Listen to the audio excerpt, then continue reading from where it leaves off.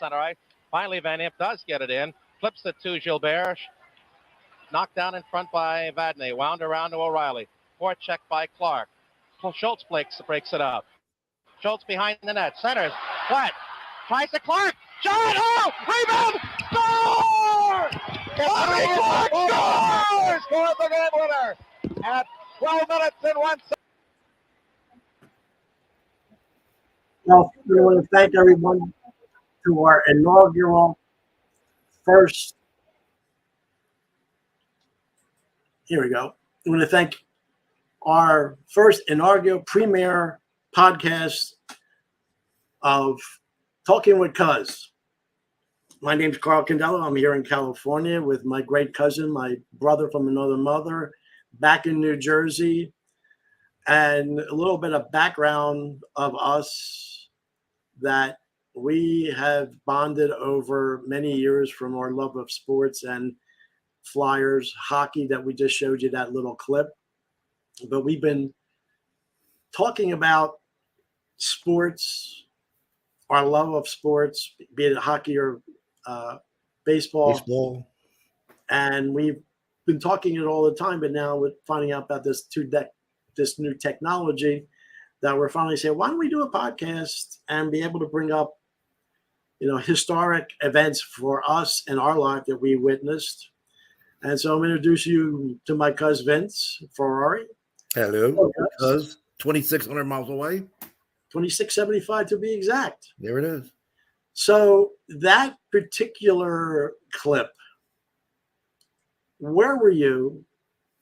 It was historic in one sense that we had got to do a back story on that hockey was in Philadelphia as a minor league back in the 60s. There was a team called the Ramblers that I would go to every once in a while with my dad and other cousins. At the arena. Yeah, at the arena, the 45th Market in Philadelphia. But then with the advent of this team that's coming into the National Hockey League that comes into Philadelphia, that we basically fell in love with it and watching the initial broadcast of some of the games, and we ended up having a bond that's lasted up to this day. And go ahead, don't be so shy. But it goes back before the Flyers. You would watch games on Channel 48 on Saturday night, Ranger games, mid-60s? Evidently, when we did UHF channels, Channel 48, 17, and 29 in Philly, I believe Channel 48 knew they were going to carry this new team, so they would give you a Saturday night hockey game. I guess they picked up the Rangers telecast, and my first recollection was, I think, at 65, 66. Wow. When Bobby Hull scored his 50th goal, against the Rangers at Chicago Stadium, and I was enamored with it. It was amazing. So we knew about it, and then, we knew about this new building, this new arena being put up called the Spectrum, and so I got really much involved with it. You did. Well, what I had was watching. I don't remember the Channel 48 thing. Kaiser Broadcasting. Oh, there's the Spectrum. But I would watch Channel 9 for New York broadcast through the snow on a Sunday night. And I mean, it was 80% snow, and you could see these figures. And that had to be like 65, 66. So when the Flyers came out, I mean, it was amazing. I mean, I got to go to 2 games that year, playoff games. My dad took me. We sat in the high end, probably section 40 or something. I saw Rosaire Paymont score a hat trick. They won game 5, and then they lost game 7. And I was at that game. They lost 3-1 to the Blues, and sad. But the sport grew that first year. You want to go back to Ed Snyder and how he brought the team here? Yeah. I figured it best that we do that. Expanding, I felt that Philadelphia would be a great place. There's Eddie. with the expansion teams. Or better known as Mr. Snyder. Grand plans. They were going to build this new building, the Spectrum. We all laughed at them. Who are these guys? Not one of them, I think, had really ever been in a hockey rink in their entire life. A bunch of business guys from Philadelphia. We went around to the various banks, and they were totally disinterested. What is it, soccer? And we said, no, it's hockey. And they said, well, hockey will never go over in Philadelphia. Another sort of fell asleep during our presentation. But the last bank we went to, Girard Trust, fortunately, the vice president had played hockey at Harvard and loved hockey and had a lot of faith in what we were doing, and we got the loan. After securing the $2 million expansion fee in February of 1966, the Philadelphia Flyers were officially welcomed to the NHL. Also newly minted were the St. Louis Blues, The Blue. Pittsburgh Penguins, Minnesota North Stars, California Seals, and Los Angeles Kings. Philadelphia Flyers. Philadelphia claims Bernard Perrault. With their first pick in the Bernard 1967 expansion draft, the Flyers selected Bernie Parent, My favorite a Flyer young of all time. French-Canadian goaltender left unprotected by the Boston Bruins. Joining Parent on the team's inaugural roster were players also discarded by the original six. This is a great To many of them, about some of heading the to players that didn't even know Philadelphia where was Philadelphia a fate was. far worse than rejection. The guy come by him, he says, I just heard your name on the radio. I hear you being drafted by Philadelphia. He says, what? What are you talking about? He says, yeah, I didn't know I wasn't protected by Boston. So talk about disappointment. Starting all over again with an expansion team did not really thrill me. First of all, I had to go look on the map and see where the heck Philadelphia was. We're coming over the old Penrose Avenue Bridge. And on the right-hand side, there's a machine there. I asked the bus driver, I said, what's that machine doing? He says, oh, that's grinding up body parts. What the hell am I Old Philadelphia. doing here? People didn't know what hockey was. People had no idea what this sport. Skates. They had a reception at City Hall for them, and they put them in open convertibles for a ride down Broad Street. There were no more than 20 people on the parade route. People were wondering who in the heck we were and what was going on. I saw somebody flip the bird at them, and he heard one other guy yell from the sidewalk, "You'll be in Baltimore by Christmas." What the hell are we getting ourselves into here? Though evidence of its role in the nation's birth was at every turn, the Philadelphia at which these young Canadians had arrived bore little resemblance to the history book version of the city. It was a hard-scrabble, beer and a hoagie kind of town, And they're showing cheesesteaks instead of ever hoagies. defined by close-knit ethnic neighborhoods, I'll and a settle for working-class that. population set in its ways. Philly no longer appeared to be a place The only where thing new we're missing ideas here is took Rocky. Here's the art particularly museum. something Give as him absurd as 9 hockey. years. But there it was, in a Our state-of-the-art second arena home. on South Broad Street. Bill Sutherland scored the goal to win the first game at the Spectrum, 1-0, before 7,000 people in what Bill Putnam, the team's president, described as the worst hockey game ever played. It took a little while for the players to get to know each other. Once we did, We beat But it was a Montreal, we beat glorious Boston. time, though, wasn't it? Because Absolutely. I mean, then one weekend, was it the in first year that they were Buffalo, on WCAM radio, or was that a later year? Spectrum. And that's when the crowds went from 4 digits to 5 digits. Our fans took to it at that point. They built a momentum. what a shortly future thereafter, Ed Snyder the roof was. blew off, so it kind of interrupted our first season. The high winds which halted work on the And There it was was the roof It, ended. got, it 55 was games built into too their first quickly season, for the roof to blow Severe out. winds sent pieces of the Yeah. Spectrum roof up into the air, and their schedule along with it. Forced to play their remaining home games on the road, the Vagabond Flyers showed their resolve.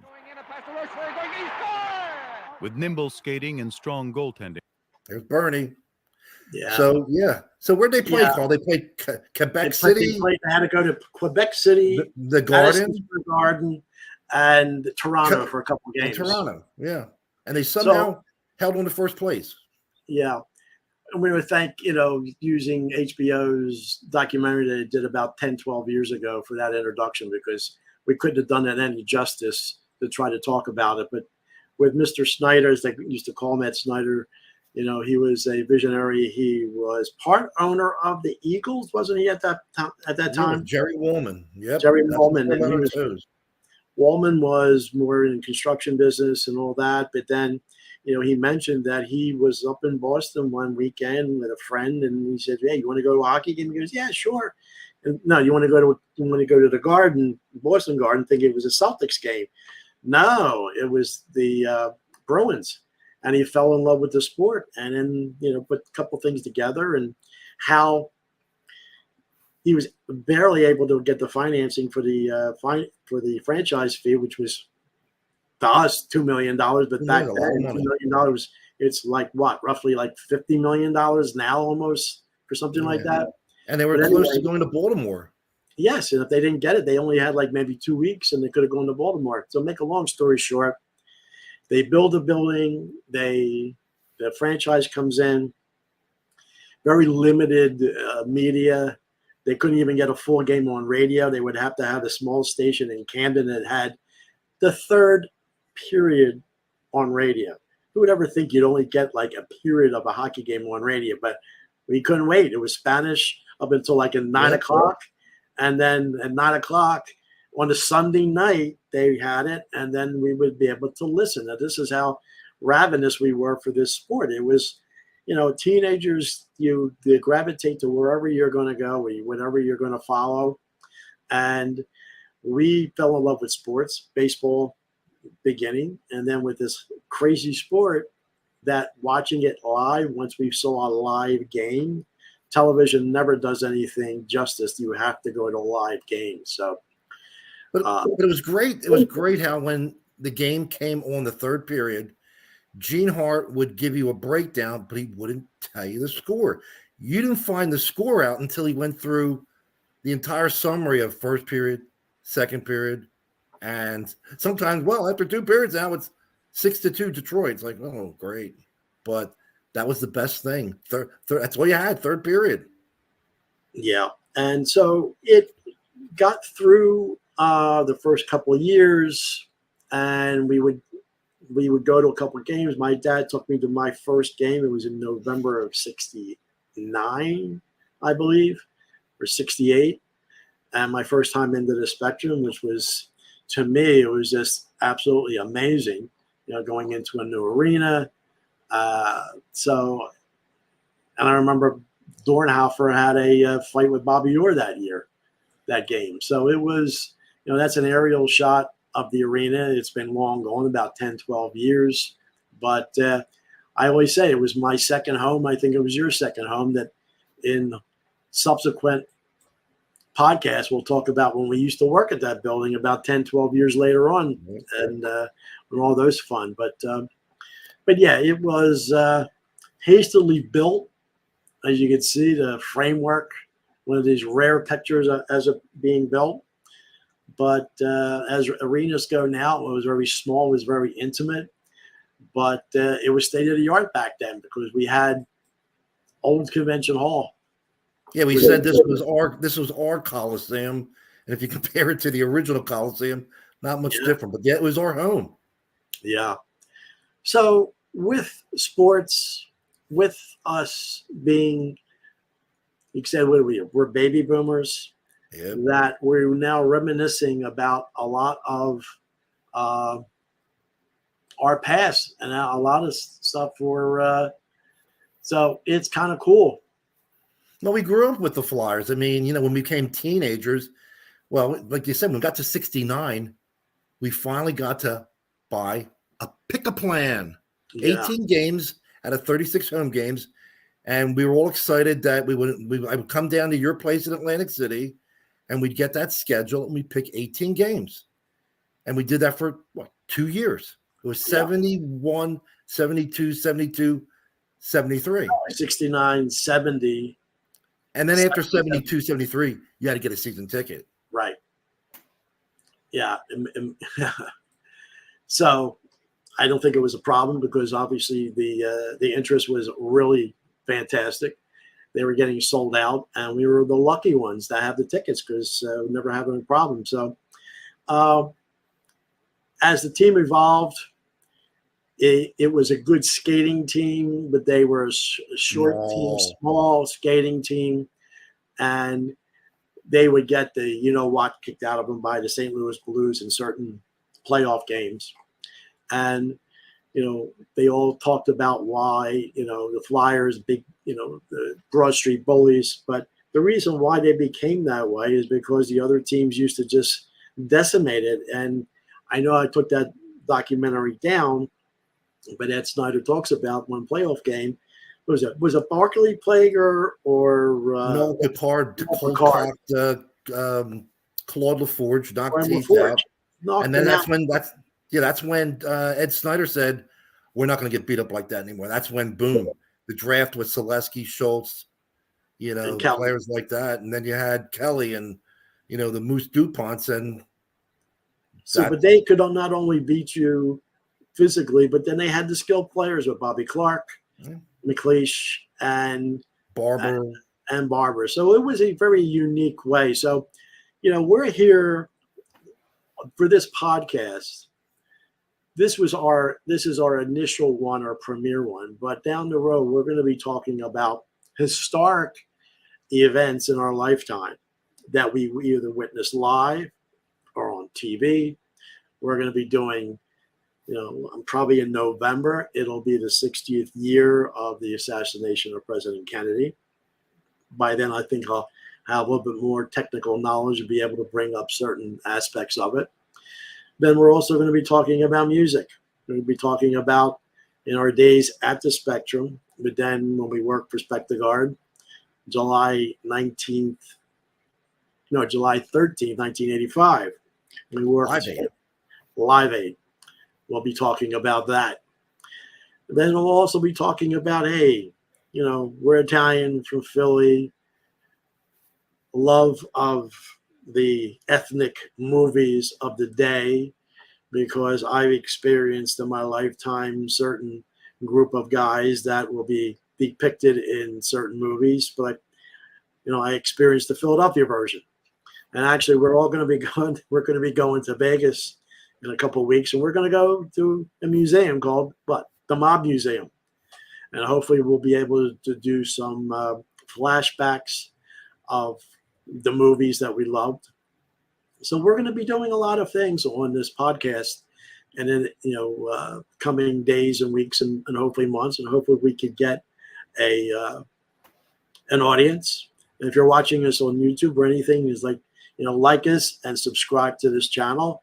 If you have any questions or comments, and actually I have to say, our friend Rodney is watching live. I see Rodney. You see Rodney. Hello, Rodney. Thank you for your watching. My cousin Phil, and he actually was at a Flyers Minnesota game in 1983. Yeah, the Minnesota North Stars in '83. Yes. Wow. Yes, my cousin Billy, really historic. So Rodney, thank you for supporting us here. Obviously, we'll get back to you guys with the generational experience, and I think to shout out to Rodney too, because I have to bring this up, that for even to have this technology, that innocent phone call back in March that I did this TV show back in almost 40 years ago, California East under Team Club. And he was a breakdancer there. One thing led to another. I actually went back east, met with them, met with my cousin, put this whole thing together. We evolved out of that, and through a consultant, Daryl, let us know about StreamYard, that we were able to use the technology. And here I am back in California. And hey, the sky's the limit. So hopefully we could gather an audience. But our first one is like what do we call it, cuz? It was our God. Hockey was our God. That's the line. That's the line you coined, and it was. I coined it? Yeah, you came up with it. I mean, we would never miss it. We never missed a game. Never. God forbid. The only games I missed, I remember. Oh boy, I didn't get a very good report card. So I was banned from some Flyer games, but we lived for it. I mean, that was the whole thing. Usually the games were Thursday night and Sunday night. But then some Saturday afternoons. Yeah, and then we had that Pittsburgh trip, remember? In March, was it March of '73? Last game of the year. McLeish scored his 50th goal. Yeah, and we were, getting back a little bit before, and I think you brought it up in our conversation leading up to production for this today.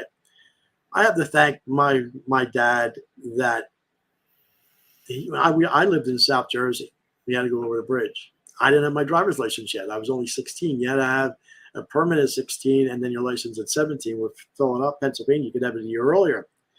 But I think he realized I was getting involved with something that was really, really good for somebody young. So he took me. He would take me over there, go to the game.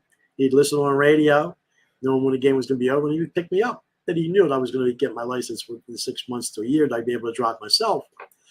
But how it influenced us back then, and then as the team started going good, and we were having little jobs. I don't think we had anything really steady relationships. But then, hey, look at this. The Flyers are, McLeish was going for his 50th goal, one of their best players. And their last game of the season was going to be in Pittsburgh, but it was the first energy crisis. And we go, well, let's find out how much are plane tickets? How much were they? $49, you said, right? Yeah. What airline? Allegheny Airlines. Allegheny. So we did when I'm 19 years old, my first flight, and we flew to Pittsburgh. And we had $40 in our pocket. And, we got a cab from the airport down to the downtown Pittsburgh, the old Igloo. So a movie. Yes. So the immigrants. We did that, and we came back, and then the following year, that year, the Flyers really did really well, and it just so happens the Dornhofer goal. I technically should have that queued up, but I'm not going to try it now. But they beat Minnesota in the semifinals, and they went to Montreal that was the quarterfinals. So I was going to Italy on a trip to Italy that following week. So I have a transistor radio as we're driving up. I know. That's another one. So we're at Kennedy Airport, ready to almost get ready for our flight to Italy. But it was the Flyers' first home game. They split with Montreal 1-1. And I heard that, even Gary Dornhofer, it was like a 20-minute standing ovation, Dorn. Now, you were there, right?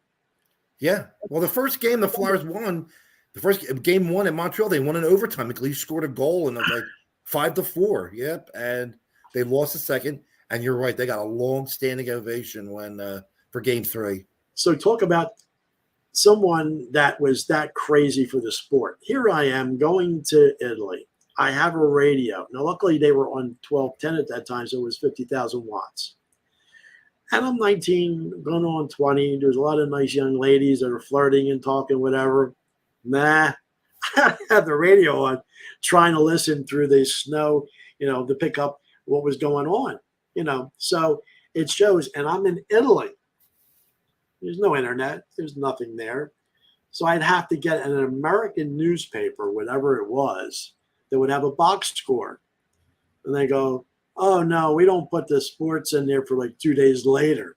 So I didn't know what happened until 2 days later. And actually, I had to have my parents say, we used to get the bulletin back then, the evening bulletin. And I said, do me a favor, save the sports sections so I could read them when I come home. So I talk about, fans and all that, and the way the technology has changed since then is amazing. But then again, we were at the right place at the right time when they had their absolutely amazing run to win. Well, the good thing was when they wound up going to Ladies and gentlemen, the Flyers are going to the Stanley Cup. The Flyers win the Stanley Cup. The Flyers win the Stanley Cup. The Flyers have won the Stanley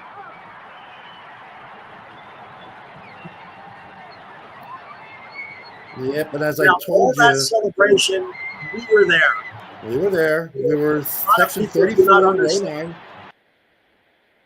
And that's where I told you, and not many people know this. Bernie says he lost that puck that overshot with 6 seconds left. And he says if that hits the corner, it might go in the net. Wouldn't that make you throw up? That would have been, we would have been, look, I was there at the vet for Black Friday But here's our proof. $8.25. Stanley Cup Finals 74. Now, that was the unused ticket for that season. Now, I always win those trivia bets. How much Stanley Cup Final, the ticket in 74. And actually, we were 25 cents higher. We thought it was $8.50. $8.25. Now, our season, what was the price of this? Just the ticket just for the season? I mean, I remember the first game I ever went to. It was like $3.50 for a game. I mean, so that ticket only went up $1.25 for the playoffs. Well, you weren't paying for fees for this $800 million stadium. I know. So, but it shows,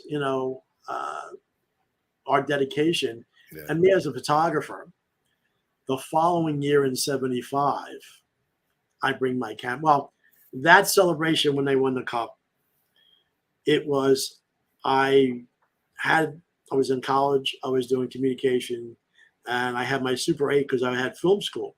I had my Super 8 camera, and I was taking Super 8 film of us going down to the lower level, you running out down the steps, and actually my transition to move out here of all the videotapes transferred to VHS, I could not find it because that would have been invaluable here.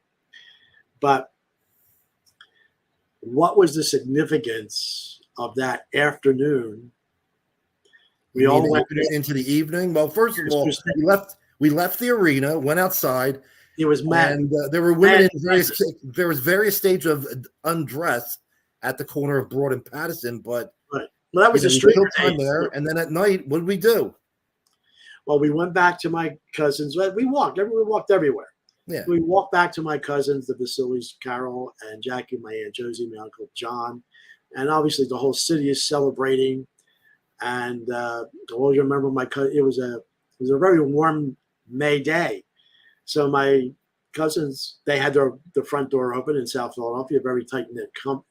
And as they were getting closer to winning, my cousin was screaming at the top of her lungs, and some people that were oblivious that it was a hockey game going on for a championship called the police and said, somebody's screaming. And they went to the house and they knocked on the door like, aren't you watching the Flyers? The cop goes, yeah, okay, no problem.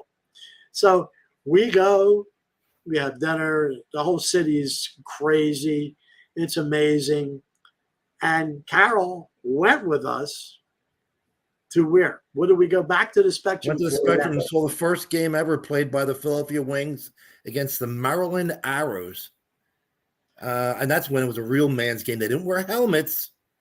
And it was great. I mean, they got good crowds for the Arrows. And I still remember the players, Carm Collins and John Lloyd, John Grant. The Arrows? That was they were the Wings. You call them the Arrows. They were the Wings. Oh, the Wings, right? The Wings became the Arrows, right? The Wings. No, they were never the Arrows. No. Maryland Arrows. Oh, excuse me. Maryland Arrows.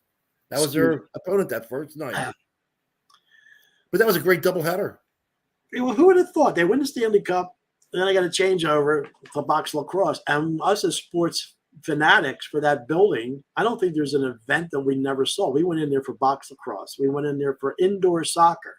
We went in there for, obviously, 76ers basketball, college basketball, wrestling. We'll talk about that. The only thing maybe we didn't see was boxing. I never worked a boxing event. No, not at the Spectrum. I saw boxing in Atlantic City, but never there. And I got boxing at the Blue Horizon. But going 1 year later, when the Flyers were just as good, they made this but I, with my camera, and I took this picture, and I finally caught a goal. Now, describe that goal, Ben. Well, it was Game 7. The Flyers had won the first 3 games.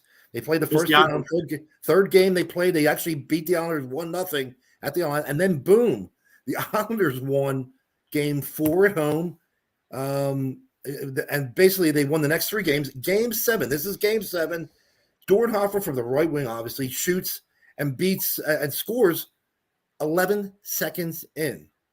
And the Flyers went on to win that game. I think it was like 4-1. Always remember the sound of that goal because it has the back. There's that metal spot right like in the middle of the crease in the back of the net that hit it. And then you could see it and you could hear that sound. And then all of those people, you could hear all the people behind the net raise it, and that, raised the level of that too. So, yeah, it's what we talked about this afternoon, that when you look at that picture, you don't have goal lights anymore. Well, you don't have the green and red lights 8 feet up. Yeah, right. You can see the top. You have that horizontal bar. And then I said, what a dope I was. I didn't realize till last year there's no goal judge anymore. No. I mean, that's how the game started. And they can't afford them. They didn't pay for them. They got free tickets. Of course. George Torchiana and Bud Prowl. Oh, God.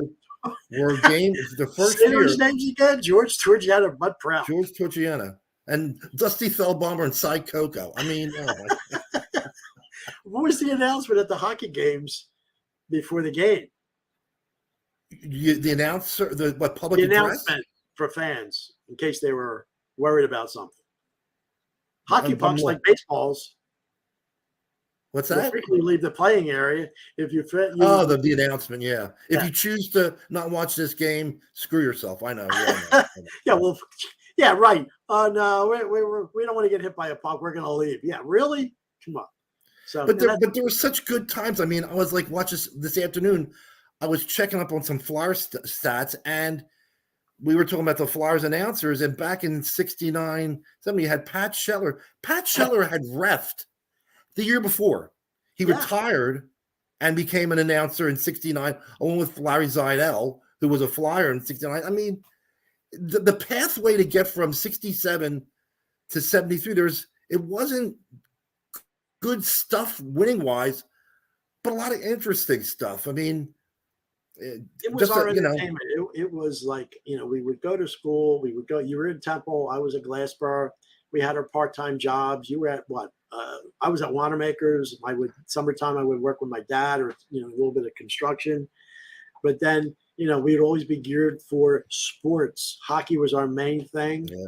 But then how it drifted down to how hockey infected the whole Delaware Valley in street hockey leagues. And look what we tried to be.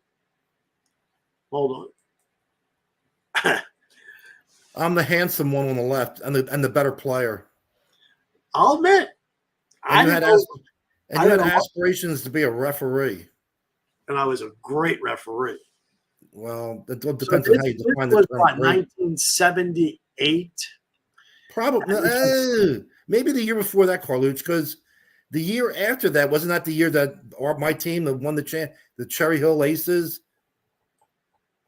Right. I think, yeah. But, yeah, this was at Highland High School. And Blackwood. And the boards, there was no boards. It was just a piece of blacktop, and then it extended about 18 inches up to and it was with a ball. Look at that. There's the old Milex sticks. Oh, my God. Yeah, and our long hair. One is sitting on the look at that. Look like Keith Hernandez. Keith Hernandez on a porn star. But we thought, well, look, you were a good player, and and it evolved into a heck of a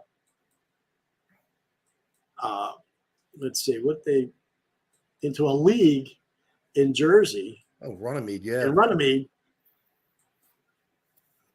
That's not me. No, that goalie is not photogenic like I was. So just through the whole Delaware Valley, there was hockey leagues everywhere, street hockey. Now, it's not on ice. There was still ice, but you get a net, you get the sticks, you get the gloves. And over in Runnymede, New Jersey, it was not a regulation rink, but it was a rink with Excuse me? That was a regulation rink. It was 200 by 85? Absolutely. It was 180. Yeah. Oh, that blue line was 60 feet. Okay. Yeah. That's cool. So are those holes in the net? Yeah. Now, I'm the one who ended up talking to the cable people. This was a 1980 championship between Lindenwold and Barrington, and they did this on, the closed circuit, their local channel 2.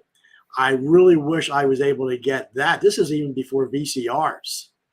So you seen the different pictures? What the hell is that? Pitt Martin with the 15, the red Yes, helmet? Pitt What the heck Martin. is that? So yeah, this is how it evolved into this It was like league Kazoo. that I became a referee, and a very good one at that. Well, oh God, And that was a championship. Lindenwold won the championship that year. But how could you not have taken pictures of my championship team? I didn't look. I don't know. I don't see anything here. I see these incompetent. We lost like 2 games all year. Hey, I apologize. Did you take pictures of the Lazat brothers? Oh yeah, let me bring that Remember back the up. Lazat brothers?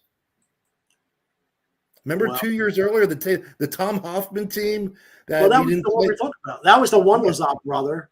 Yeah, but we didn't play them. We didn't play the finals because we were scared shitless of the Maple Shade Well, bowlers. yeah. I mean, that one guy looked like Frankenstein's older sister. I mean, I have to say, I was a pretty decent photographer. Like you could actually see the ball, going. They didn't use a puck; they would use the ball. And I'll give you that you're a good photographer. Refereeing, there's a lot. That's the best one. Lazat, Bobby Lazat. Bobby Lazat. Yeah. I tell you what, the best shooter in that league, fortunately, played for our team. Bob Gale, just from 60 from the point. I mean, the ball, ball moves. I mean, I played in. I always tell the defenseman, don't give him 60-foot shots. I'll stop at 20-foot. 60 feet, never liked those. The further out the shot, the more it curves. And but that was fun. Look at that. Oh, handsome. Yeah, that's the best shot I had. That was great. It was just a great place to play.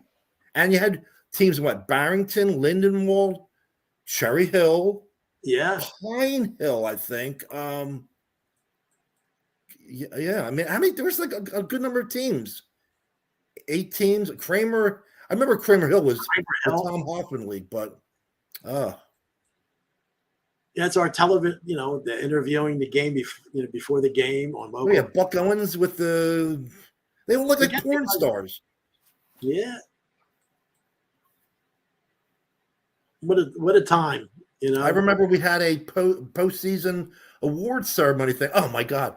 So I won the goaltending award. I guess you called it Vezina. I look at it and it's something I get tortured to this day. They put Vince Ferrani. And they say, no, this isn't Vince Ferrani. You didn't win that thing. This is for Vince Ferrani. They spelled my last name wrong. You still got it? It's somewhere, I hope. I mean, and it had a picture of me making a save. I just loved it. That was just great time. That shows that we were just, at that age that we got involved with it. And I realized I sucked as a player, but I was a great referee. And so the year before, you were a very good goalie, excellent goalie. So what happened between me and you? Well, let's go backwards. Remember when the Flyers won the cup? You came to where I lived at the playground, and after they won the cup, I think it was the next night you were over, and we were playing, and all the goaltenders were trying to imitate the Bernie toenail save on the Ken Hodge shot with 2 minutes left. I mean, that's all you did. I mean, that's what we did. We just imitation. I'm talking about me being the referee. I'm trying to get off the subject, Paul. You want me to tell you how bad you are? No, but wait a second. I know nobody's watching, but when they watch this subsequently, he was a very good goalie, and a lot of goalies are very aggressive. But then he started spearing the guy in front of him. I said, I gave you a warning. I said, Ben, stop spearing him. Stop spearing him. I wasn't spearing him in the balls. I mean, come on. You were still okay. Oh, okay. Jeez. So after the third one, I finally called early on you, and then where did you go? Oh my God! Yeah, I was not nice. I called you a piece of shit or something. But that was fun. That was just fun. I remember one time I missed a game because it snowed, and I thought game was postponed. Nah, we still played, but I know that was fun. I have a picture of me somewhere in a rain park in a driving rainstorm refereeing as a referee but it was love, and you enjoyed it. You're out there, you're getting with the guys. It's athletic, and some of those guys were amazing. Now Very good players. It's a shame that it did have fighting, and some of the fights got too bad, and then the cops had to get called, and people say, "What happened to that league?" Well, the neighbors, not that they were that close, but they were like, there was too much going on, and they finally closed it down because it got too dangerous for people. And it's funny, the year before, Carl, when our team won, I was the tallest guy on our team. I'm playing goal, and I'd have a 5'6" defenseman start crap with a player who's in front of it because they're in my way. It's like, don't, and I would be there like Ken Dryden with a stick under the chin. But we had just like the Flyers, we had some tough guys, but we had great players. In fact, we cherry-picked the guys from the team I played with at Temple, our rec league there. We had 3 or 4 Italians, and they were all good players. And you mix them with all the guys that we had. I think we only lost 2 games all year. Really good team. Yeah, I think that going back to our love of hockey, you'd come over, we'd go out to the schoolyard, we put the net out there. I wouldn't wear pads, and everybody would be trying to score X number of goals in X number of seconds. I had no pads, and like my brother-in-law, he would get the ball and he'd like golf it up like he was on his team. And from 20 feet, he'd be taking these slap shots at a goalie with no pads. But we love that. Yeah, there's so many ways I could talk about where we're going to go, what we're going to do, but I figured, for some reason it's not cooperating with me right now. But we're at 42 minutes right now. Where we going to go with this down the road? I know right now it's Wednesday evening. I think we are live wherever we're going. Nobody's watching, but who cares? Hopefully we'll end up getting an audience. We don't publicize it really, so yeah. I know. And we'll do a rebroadcast, but I think we're going to probably do maybe 1 or 2 a week. And actually, and I think to give you a little tidbit of what we're going to do, probably the next one, we'll get into this. So.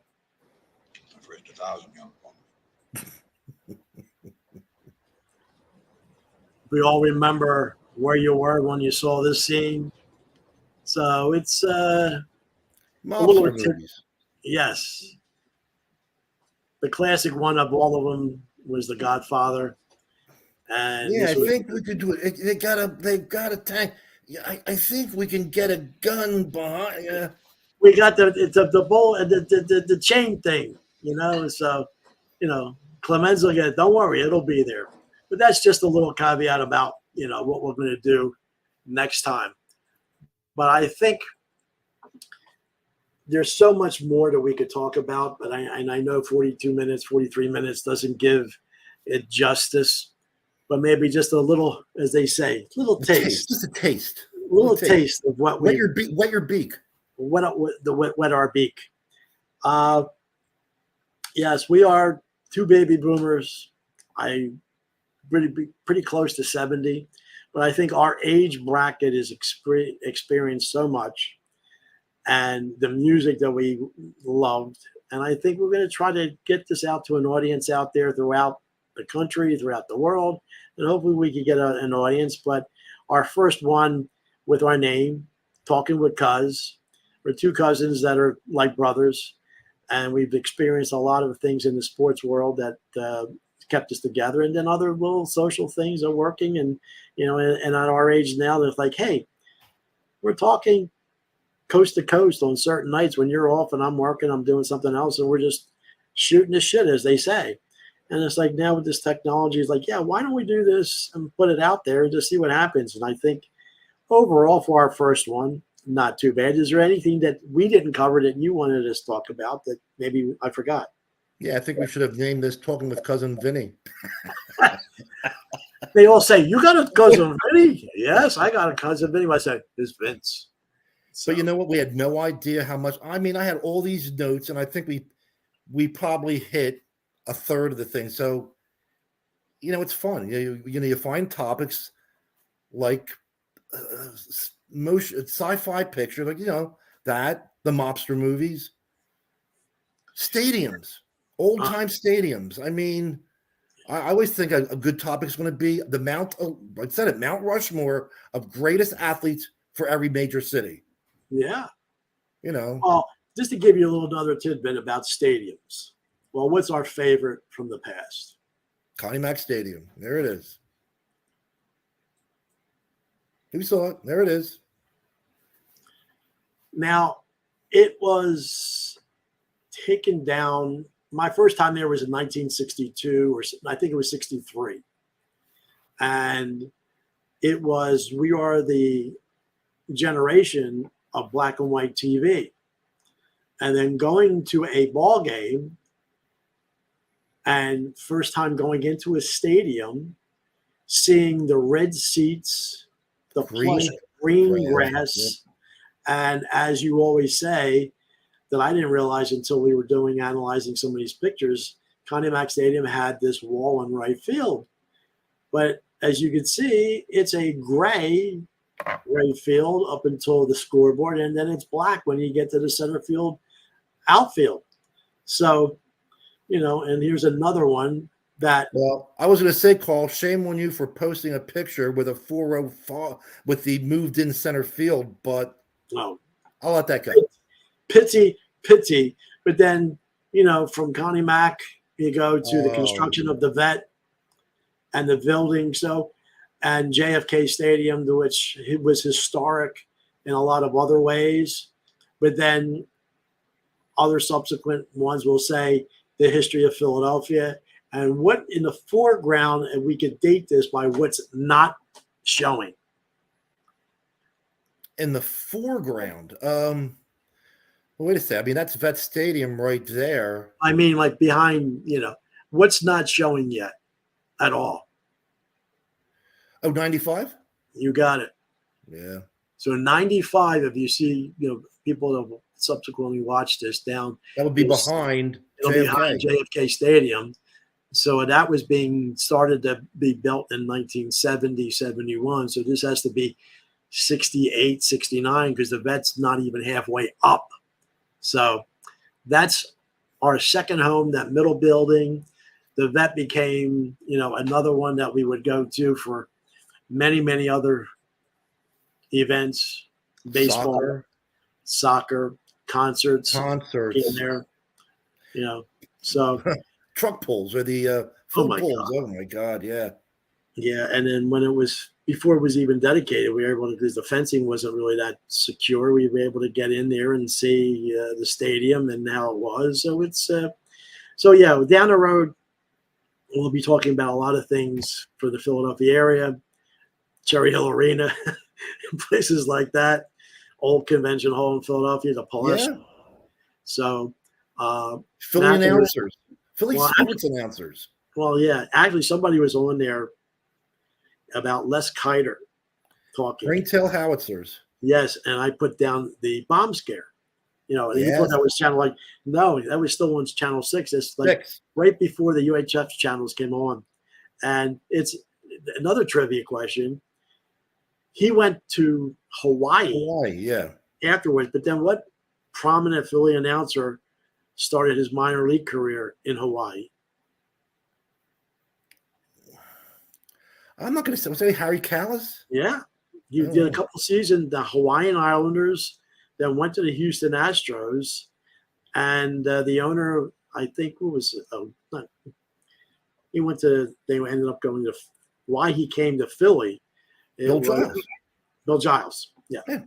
And so that's how that goes. So down the road, we'll be doing history of announcers, stadiums, arenas, because at one time, I could just see by the dasher boards, the angle of the seats and lighting, where you were, the organ player, or the stadiums, and classic stadiums, and then that one. I still think that's an iconic picture. Before it was retrofitted, that's got to be like early. This is the 60. Look at that. Look how short the left field porch is. Yes, no screen. Yeah, that Yankee Stadium. with Then it's 60,000. 920 feet to left center field. I mean, that's the beauty of those stadiums. But Yeah. then everybody's saying the GOAT, the best of all, greatest of all time. And that's the This is spectrum without a number third level. Yeah, this is number one and number two. For anybody who doesn't know who they are, it's Wilt Chamberlain and Bill Russell. Their first year at the Spectrum. Look how clean the Spectrum looks, before the third level. So anyway, subsequent ones, we'll be talking about all this. Concerts there, 72 when the Stones were there with Stevie Wonder opening up. And one final one that goes way back. Oh, good Lord. Yeah. Army-Navy game. John F. Yeah. Kennedy. Wow. Well, yeah, it was the year before he was assassinated, and it was called Municipal Stadium at that point. And it was named after him after his death. So, And they'd get 105,000 people there. 102. And the Thrill Show would be there. Yeah, the Thrill Show. And a trivia there that we're going to do one on the Beatles, because obviously the Beatles, and you can see my little poster with the Beatles behind me, Beatles 65, that they played Convention Hall in September 2nd of 64, 12,000 people. When they toured, they didn't come in 65, they came in Philadelphia in 66, August 16th. They played at JFK. Guess how many people they had? 12,000. 20. But the Oh, promoter, that's what you said. That's what you said. They all he wanted to do was sell 20. You have a stadium that seats 100,000 people. Now, we realized they weren't drawing like they were in 65. Even the second Beatles at Shea Stadium only drew like little, right around 48, 49, 50,000 rather than the 55. But that's all I'm going to sell, 20,000. Okay. Wow. Not a problem. Now there was a problem. So, and then sayings. We got a problem. So, saying some mob movies and other movies, and then science fiction movies. I like to go 2001, 2010, the ending of 2010. So, in closing, my cuz, anything else to say? Anything else we didn't bring up? As far as I know, we used the Flyers as our first one, as our first love, our first God. And not first God. We all know who our God is. I'm not trying to be a John Lennon now. Can you imagine him in the first one? That guy thinks, Flyers were his God. Take him off the air. He was blasting us. Yeah. They're already going to get rid of me in my first one. That was a mistake. I didn't mean that. I mean, this was a lot of fun. We talk about sports and life, and now's the first time you put it into a podcast. And hopefully it'll be interesting. Some people find it interesting and can join in, but it's not us trying to just talk about things we like. We don't talk about things that other people might reminisce about or want to talk hopefully about. We could find an audience. We thank Rodney for watching and mentioning it. I'm glad he does, and we'll go back on his podcast soon. So in closing, cuz, what do you think? Not bad for the first one, because what I have to put up 23 years. Oh, good Lord. 23 years earlier. Actually, it's the top right-hand corner. I don't think I downloaded it. That's you and Eugene Levy. Yeah. There was a thing called Sportsmax in 2000. And my dear friend Anthony and I were involved with it. It was in Voorhees. It was way before YouTube and Facebook. And they actually paid us. And we talked sports for 2 hours on a Saturday and a Sunday. It was a lot of fun. And we got paid $1 million. We got paid $18. How much did we get paid to do 1540 AM in Vineland? Remember that? You were there. No. It was 1360 in oh yeah, we did It was Vineland. No, it was 12. It's 92.1 in Vineland. It's an FM station. No, you were at the one in the AM station with Anthony at 1360. Yeah. We made $10 an hour there, didn't we? Oh yeah, a lot of money. Or did we pay? No, it's free. I don't know. You had to pay. No, you had to pay for that. You had to pay for Yeah, you got to pay for Anthony, I got it. But that was 2000, and we were we had ties on, we were professional, but nobody watched that either. But we're frustrated announcers, and critics. Well, we're just a bunch of guys. Look, through social media, Facebook, Instagram, everybody's an instant star. But we're at a little different age, and hopefully we can get an audience and have some other ones, and people can let us know how you feel, and move on from there. So, anything closing remarks, my cuz? I'm good. I think we accomplished a lot for the first go round, and hopefully we'll get better as we do it and get some people who watch. Yeah, it's fun that we got our little bit of our logos and our let's see, get our logo back.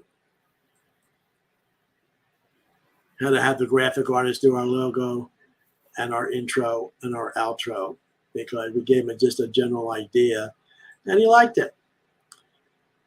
Yeah. So we good?